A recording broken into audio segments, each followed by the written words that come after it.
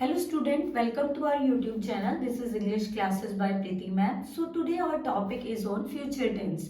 आज हम बात करते हैं फ्यूचर टेंस की। फ्यूचर टेंस होता क्या है? भविष्य काल, यानी आगे आने वाले समय को हम फ्यूचर टेंस बोलते हैं या भविष्य काल बोलते हैं। Let's see the definition of this tense. It denotes the time of action yet to happen.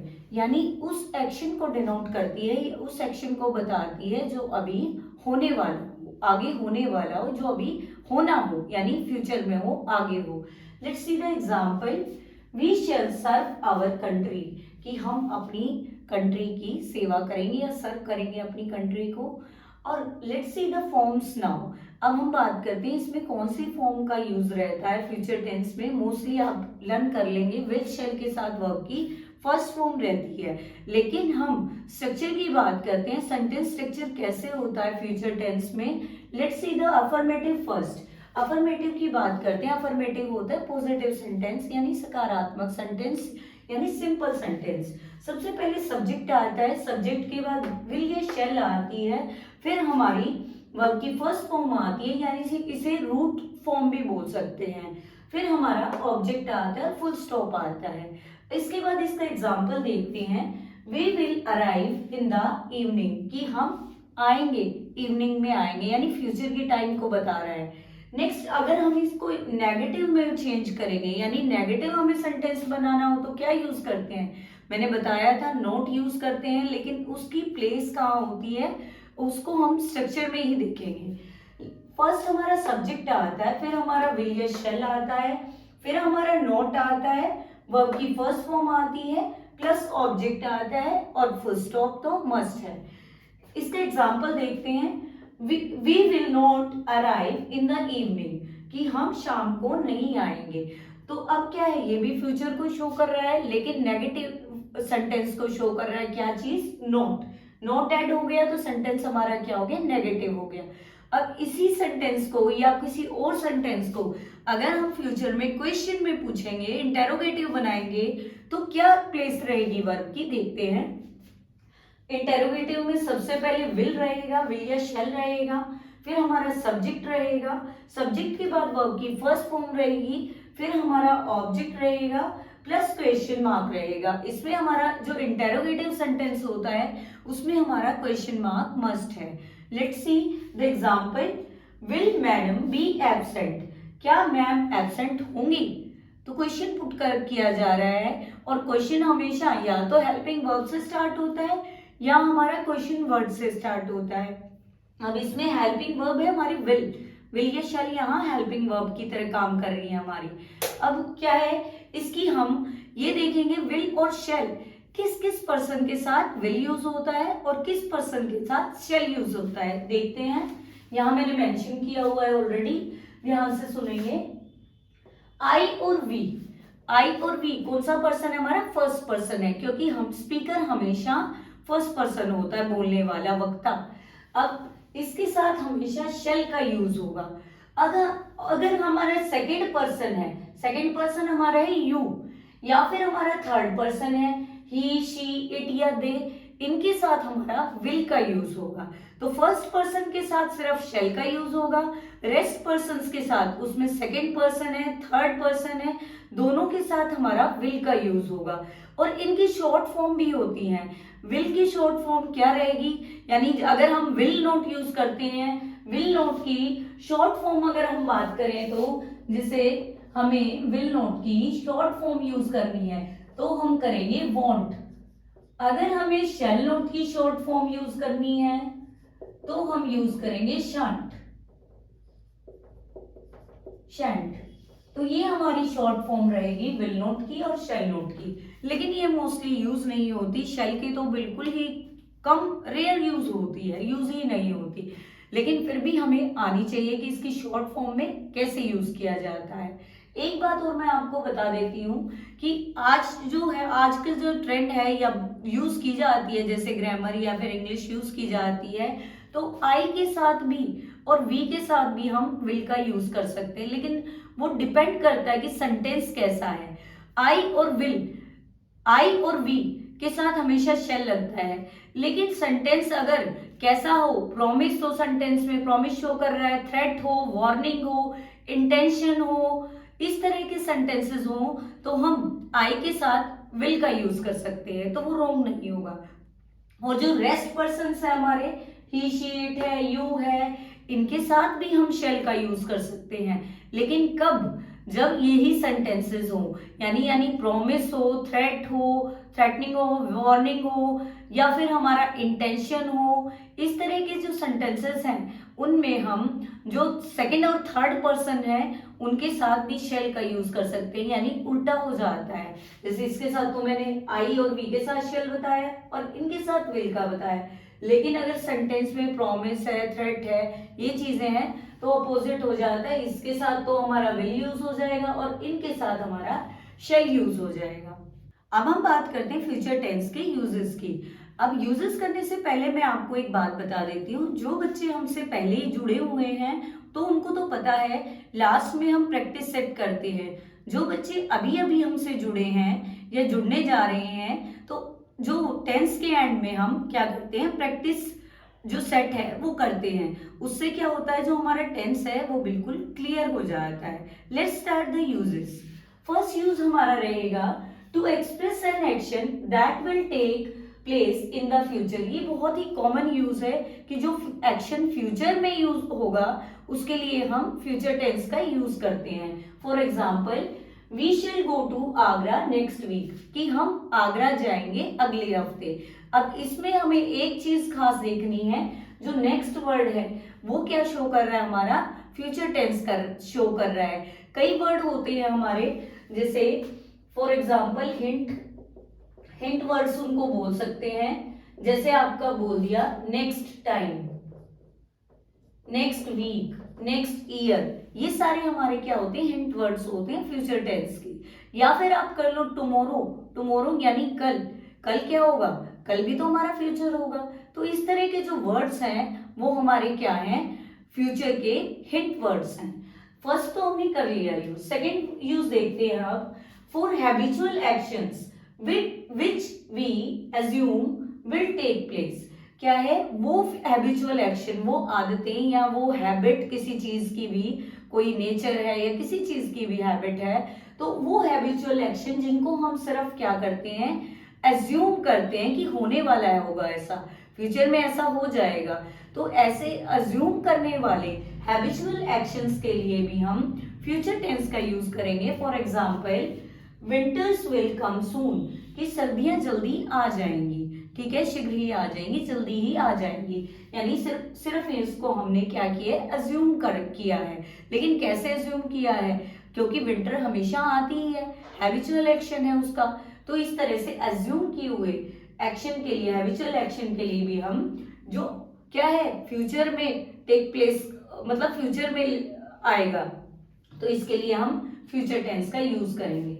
Next use देखते हैं, with clauses of condition and time. जो क्लोजेस होते हैं कंडीशन और टाइम के, कंडीशन मीन्स किसी चीज की परिस्थिति, कंडीशन डालना कि आपको ये करना ही होगा, ठीक है, वो कंडीशन होती है। अब कंडीशन और टाइम के जो क्लोजेस होते हैं उनमें भी हम फ्यूचर टेंस का यूज करते हैं। ध्यान से सुनेंगे, जो फर्स्ट कंडीशनल होता है हमारा, ठीक है, जो फर्स्ट कंडीशनल, हमने कंडीशनल पढ़े हैं बहुत बारी, और नहीं पढ़े हैं तो हमारी वीडियो में भी आपके देख सकते हैं, प्लेलिस्ट में मिल जाएगी ग्रामर की आपको। अब क्या है, कंडीशनल सेंटेंसेस कौन से होते हैं, फर्स्ट जो कंडीशनल होता है उसमें क्या होता है, अगर इफ क्लोज में आपका सिंपल प्रेजेंट है, हमें वर्ब लर्न कर लेनी है उनकी। अगर इफ क्लोज में हमारा सिंपल प्रेजेंट है तो मेन जो क्लोज होगा उसमें हमारा क्या रहेगा, हमारा सिंपल फ्यूचर रहेगा। Let's see, the cup will break if I drop it, कि कप टूट जाएगा अगर मैं उसे गिरा दूं। ये कंडीशन लगाई है, अगर मैं उसे गिरा देती हूं ना तो टूटेगा, अदरवाइज तो कप नहीं टूटेगा। तो ये गिराने की कंडीशन लगा दी उसने। तो मैंने बताया इफ क्लोज में तो हमेशा सिंपल प्रेजेंट रहेगा, और जो मेन क्लोज है उसमें हमारा फ्यूचर रहेगा, सिंपल फ्यूचर रहेगा। इसीलिए मैंने इसके दो एग्जाम्पल लिखवाए हैं, आप देखेंगे नेक्स्ट वाला, he will fail unless he works hard. अगर वो मेहनत नहीं करता है, यदि उसने मेहनत नहीं की तो वो क्या हो जाएगा, फेल हो जाएगा। ये अनलेस वर्ड भी क्या शो कर रहा है, कंडीशन को शो कर रहा है। इफ हो गया, अनलेस हो गया, तो ये हमारे कंडीशन को शो करते हैं। अगर उसने मेहनत नहीं की ना तो वो फेल हो जाएगा। ये तो हमारा फ्यूचर हो गया। और यहाँ हमारा हो गया सिंपल प्रेजेंट। मैंने बताया था कंडीशनल में अगर वो इफ क्लोज है या आपका कोई और भी अनलेस हो या प्रोवाइडेड भी हो सकता है, तो इस तरह की जो कंडीशन लगी है इसमें सिंपल प्रेजेंट होगा, तो दूसरे वाले क्लॉज में सिंपल फ्यूचर होगा। अब हम नेक्स्ट यूज पढ़ लेते हैं। हमारा जो नेक्स्ट यूज रहेगा, देखते हैं, to express the speaker's opinion about the future words like. अब क्या है, स्पीकर की ओपिनियन। ओपिनियन क्या होता है, किसी का सुझाव होता है, तरीका होता है, मत होता है किसी का, या कुछ बताना चाह रहे हैं वो। स्पीकर के जो क्वेश्चन वर्ड्स के बारे में वो अपनी जो फीलिंग्स है या बताना चाह रहा है, कुछ एक्सप्रेस करना चाहते हैं, कौन से वर्ड्स होते हैं वो future words, like think, surely, probably. Probably means होता है संभवतः, परहैप्स मीन शायद, होप मीन्स उम्मीद, नो जानना, बिलीव विश्वास करना, और एक्सपेक्ट उम्मीद करना, एक्सेट्रा। ये ऐसे वर्ड्स होते हैं जो फ्यूचर वर्ड्स होते हैं जिनसे हमें ये होता है कि इनमें हमारा फ्यूचर टेंस का यूज होगा। For example, Monu will surely leave the resort soon, कि मोनू जल्दी ही क्या है, श्योरली, श्योरली में निश्चित तौर पे ही वो क्या करेगा, जल्दी ही रिजोर्ट को छोड़ के चला जाएगा। नेक्स्ट हमारा लास्ट यूज रह गया, वी ऑल्सो यूज विल को हम यूज करते हैं, कब यूज करते हैं, when we decide to do something, जब हम कोई चीज डिसाइड कर लेते हैं। कब डिसाइड करते हैं, at the time of speaking, हम बात कर रहे हैं और हम डिसाइड कर लेते हैं हाँ मैं ऐसा करूंगा, तो उसके लिए भी हम फ्यूचर का टेंस यूज करते हैं, फ्यूचर टेंस यूज करते हैं, या फिर विल का यूज करते हैं। For example, I am too weak to reach home, कि मैं इतना थक चुका हूं घर पहुंचने के लिए। I think I will get a rickshaw, कि मुझे लगता है मुझे क्या करना होगा, रिक्शा करनी होगी।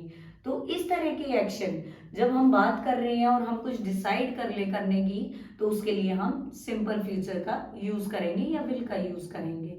अब हमारा टाइम आ गया है कि हम अपनी प्रैक्टिस सेट को करें, क्योंकि हमारा जो यूजेस हैं वो फिनिश हो चुके हैं, मैंने आपको बता दिया है। फिर भी आपको कोई प्रॉब्लम हो तो आप हमारे कमेंट सेक्शन में कोई भी अपना डाउट भेज सकते हैं हमें। और अब हम करेंगे अपना जो बहुत ही इंटरेस्टिंग रहता है, हमारा प्रैक्टिस सेट। क्या आप लोग रेडी हैं इस प्रैक्टिस सेट के लिए? जो चले देखते हैं। मैंने आपको पहले भी बोला है, आप मुझसे पहले वीडियो को पॉज करके आप इस प्रैक्टिस सेट को लिख भी सकते हैं, अपना नोट डाउन भी कर सकते हैं, या फिर आप इसको फिल भी कर सकते हैं, अपनी रफ नोटबुक पे लिख के भी देख सकते हैं इसके आंसर्स। और फिर हमारे जो जब हम इसको डिटेल में इसके बारे में बात करते हैं, तो आप उसको साथ साथ देख भी सकते हैं कि हमारा आंसर कौन सा ठीक है या गलत है। और हमने इसमें जो प्रैक्टिस सेट पे, चाहे हमारे सेंटेंसेस 5 ही हो, लेकिन कोई भी सेंटेंस ऐसा नहीं है जो एक दूसरे से मिलता है, सभी अलग अलग तरह के सेंटेंसेस लिए हैं। फर्स्ट सेंटेंस देखते हैं, I dash see you tomorrow. अब मैंने एक बात आपको बताया था, जहां आपको टुमारो दिखाई दे जाए, टुमारो मीन्स क्या है, फ्यूचर, आगे आने वाला, कल। मैंने हिंट वर्ड्स में भी लिखवाया था, नेक्स्ट टाइम और टुमारो। नेक्स्ट टाइम में नेक्स्ट मंथ आ सकता है, नेक्स्ट ईयर आ सकता है, नेक्स्ट डे आ सकता है। तो अगर आपको टुमारो लिखा हुआ दिखाई दे जाए तो आप उसमें सिंपल फ्यूचर फिल कर देंगे, और आई के साथ शैल भी लगा सकते हैं, और नहीं तो हम विल का यूज सबके साथ कर सकते हैं। तो इसमें हमारा वर्ब क्या होती है, विल शैल के साथ वर्ब की फर्स्ट फॉर्म हम फ्यूचर टेंस में यूज करते हैं। ठीक है। अब सी फर्स्ट फॉर्म है, तो हमें इसको चेंज करना ही नहीं है, सिर्फ इसमें हमने ऐड करना है I will see you tomorrow, कि मैं आपको कल मिलूंगा। नेक्स्ट सेंटेंस देखते हैं, ही dash come here next month. फिर वही आ गया है नेक्स्ट मंथ। अब नेक्स्ट मंथ क्या शो कर रहा है, फ्यूचर को शो कर रहा है, वही वर्ब लग जाएंगी सेल विल के साथ, होगी फर्स्ट फॉर्म। अब ही है तो ऑब्वियस है विल लगेगा, कम हमारी ऑलरेडी फर्स्ट फॉर्म दे रखी है, तो हमें क्या ही लिखना है, he will come here next month. Next sentence देखते हैं, I dash finish this work tomorrow. अब मैंने टुमारो वाला तो लिया ये सेंटेंस, लेकिन इसमें ये वर्ड भी दिखाई दे रहा है आपको, दिस वर्क। क्या पता आपको ये लगे कि दिस वर्क आया है, तो क्या पता इसमें नहीं आया है फ्यूचर टेंस, लेकिन इसका मतलब देखते हैं। I dash finish this work tomorrow, कि मैं इस काम को कल कर लूंगा। अब क्या है, आई के साथ शैल का यूज कर सकते हैं, विल का भी यूज कर सकते हैं। I will finish this work tomorrow. Finish already first form है, सेकेंड फॉर्म फिनिश्ड होती है, थर्ड फॉर्म भी फिनिश्ड होती है। नेक्स्ट देखते हैं हमारा नेक्स्ट सेंटेंस, मैंने कंडीशन वाला डाला है, कंडीशनल सेंटेंसेस में से एक सेंटेंस है ये, ध्यान से सुनेंगे। इफ यू स्टडी हार्ड, अगर आप मेहनत करते हो तो क्या होगा, you dash get first division, तो आपको फर्स्ट डिवीजन मिलेगी। अगर आप मेहनत करते हो, कंडीशन डाली है उसमें, अगर मेहनत करते हो तो ही फर्स्ट डिवीजन मिलेगी। अब मैंने बताया था इफ क्लॉज में क्या होता है, सिंपल प्रेजेंट यानी वर्ब की फर्स्ट फॉर्म, और जो हमारा दूसरा क्लोज होता है, मेन क्लोज होता है, उसमें हमारा क्या रहेगा, विल के साथ या शैल के साथ वर्ब की फर्स्ट फॉर्म। अब सेंटेंस देख लेते हैं। If you study hard you will get first division, ये हमारा सेंटेंस बना। लास्ट सेंटेंस देखते हैं आज हमारा, एज सून एज, जैसे ही, शी रिचेस हेयर, वो यहां पहुंचती है, जैसे ही वो यहां पहुंचती है, I dash leave this chair for her, तो मैं उसके लिए ये चेयर छोड़ दूंगा। लीव, लीव की कौन सी फॉर्म होती है, leave left, left second form left होती है, थर्ड फॉर्म भी लेफ्ट होती है, लेकिन हमें चाहिए फर्स्ट फॉर्म, क्योंकि विल शैल के साथ फर्स्ट फॉर्म यूज होती है फ्यूचर टेंस में। तो हम क्या लिख लेंगे, आई विल लीव। बच्चे बहुत ज्यादा कंफ्यूजन रहते हैं लिव और लिव में। LIV लिव, लिव रहना होता है, ठीक है, और लीव, लीव होता है छोड़ देना या चले जाना, ठीक है। अब दोनों वर्ड प्रोनाउंसिएशन मोस्टली सेम है, लेकिन मीनिंग अलग अलग है, ठीक है। तो आज हमने अपना प्रैक्टिस सेट किया और फ्यूचर टेंस को कंप्लीट किया। आपको कैसा लगा आप हमें कमेंट सेक्शन में बता सकते हैं। अगर आपको हमारी वीडियो पसंद आई है तो आप हमारे चैनल को सब्सक्राइब कर सकते हैं, हमारी वीडियोस को शेयर कर सकते हैं, लाइक भी कर सकते हैं। Thank you student for listening and watching our video.